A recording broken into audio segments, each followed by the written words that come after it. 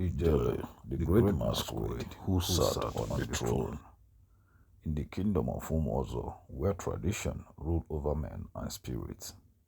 The Ijele Masquerade was the most revered, towering above all, adorned with bright fabrics, intricate carvings, and overwhelming presence. Ijele was more than a mere spectacle. It was believed to embody the ancestors themselves. Every 7 years, the festival of Ijele brought the entire village to a standstill as the people gathered to witness the dance of the mighty spirit. But this particular year, something unprecedented happened. After the final performance, when the drum beats faded and the dust settled, Ijele did not return to the sacred grave as a tradition demanded. Instead, the masked figure walked with measured steps toward the palace, where King Umuozo sat on the royal stool. A hushed silence fell upon the crowd as Ijele raised a staff and spoke with a deep, unearthly voice. The throne belongs to the spirit of the land, and today I take what is mine. The elders gasped. The chiefs whispered among themselves. Never in the history of Umuozo had a masquerade made such a demand. But the power of Ijele was absolute. No one dared to challenge the decision.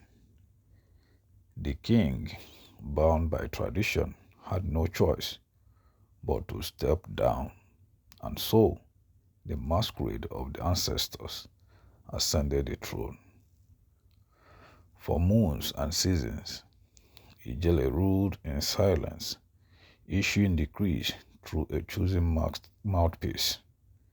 Yet, one day, the masquerade spoke again, this time with a strange demand. Bring forth the fairest maiden in the land. She shall be my wife. A wave of confusion swept through the kingdom. How could a spirit wed a mortal? The elders asked. What lay behind the mask that covered the ruler's face? Yet, no one could disobey. The elders searched the villages, and their choice fell upon Adamma, the daughter of a humble farmer, whose beauty was said to rival the moon's glow.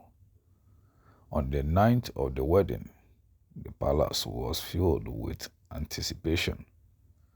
The people watched as Adamma stood before the masked king, and then, as the hour of union arrived, she did what no one has had dared. She reached out and lifted the mask. A collective gasp ran through the hall.